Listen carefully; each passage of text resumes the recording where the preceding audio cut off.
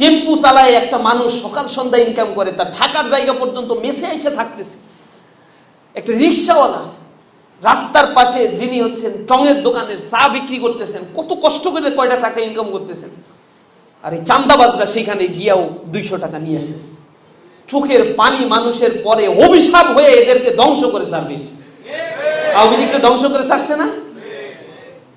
চাঁদাবাজদের কোনো ঠাঁই হবে না এই বাংলাদেশে।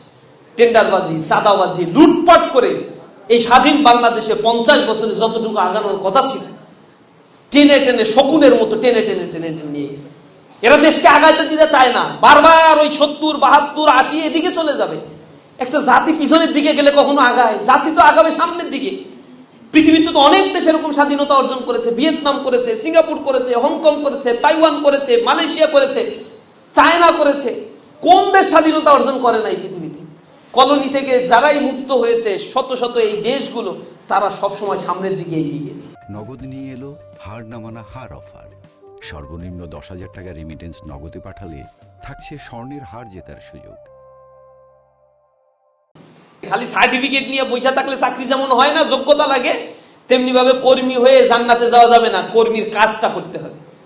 কর্মী হয়ে খুব ডাটে ঘুরে বেড়ানো, আমি তো শিবিরের কর্মী, মানে জান্নাতের টিকিট তো মনে হয় কনফার্ম পেয়ে গেছি। কিন্তু না রে ভাই, জান্নাতের টিকিট কর্মী আর সাথী সদস্য হইলে পাওয়া যায় না।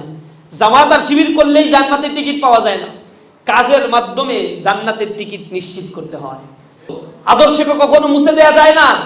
হিংসা বিদ্বেষ দিয়ে কোনো আদর্শকে ধ্বংস করা যায় না। যেটাই আওয়ামী লীগ 15 বছর রাষ্ট্রের সকল যন্ত্র সব কিছুকে ব্যবহার করেও সাপ্রেস করার চেষ্টা করেছে, পারছে ইসলামী ছাত্র শিবিরকে দমন করতে?